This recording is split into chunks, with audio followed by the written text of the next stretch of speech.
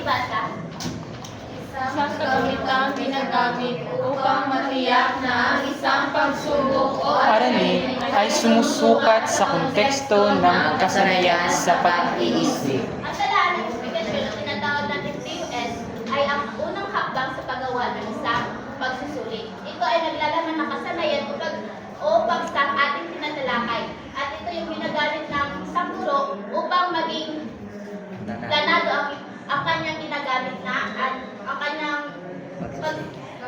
paggagawa ng isang pagsusulit. Ayon naman kay McNamara, 20, resibo o blueprint sa pagbuo ng anumang pagtatayan sa kaalaman ng estudyante. Ito ay ang set trend ng mga kasanayan o mga bahagi ng leksyon. Paksa sa tinalakay sa klase. Ito yung oras na ipagpupul sa pagtuturo ng teacher sa isang paksa sa kagalitang antas ng pagtututo. Alam naman natin na ang TUS ay hindi madaling gawin, di ba? Yes. Dapat mas mahaba itong oras na dapat mapukusan ng isang guro. Ayon naman kay Brown at Hudson, 22, nagsasali ito ng content validity sa gagawing pagsusulit. Makikita kasi rito ang saklaw na naganap sa pagtuturo na nais tahasin o sukatin ng isang guro. Alam naman natin dito na may mga paalala, pag-unawa, paggamit ng susuri at pagtatasa.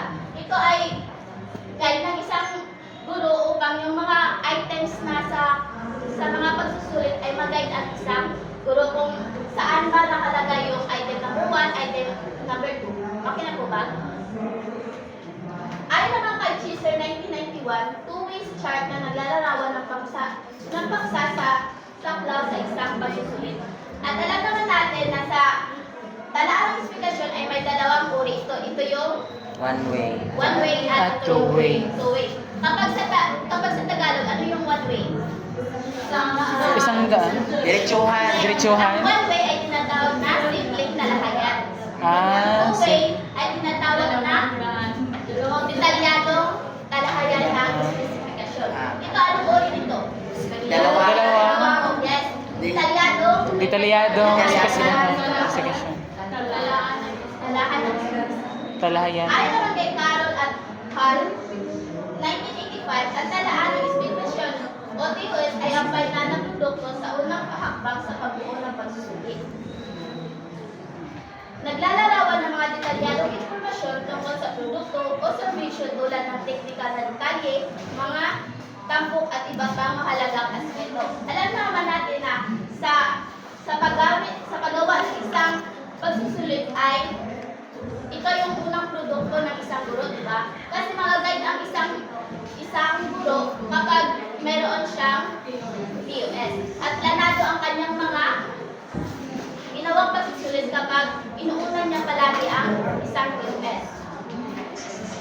Ayon naman kay Jesus Mang Santos, 27, isang mapa ng pagsusulit ng TUS.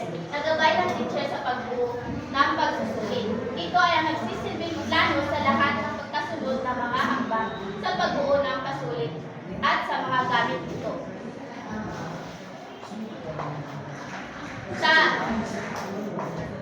Sa pangkahalatan ay ang ginagamit bilang gabay ng teacher ang TUS o tinatawag natin talaan ng ekspektasyon sa paggawa ng isang pagsusulit. Ito ay nagbibigay patnubay sa kung ano ang dapat sukatin o tahasin ng isang guro.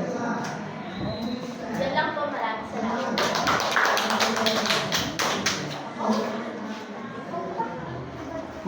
Okay na yan to, Yans?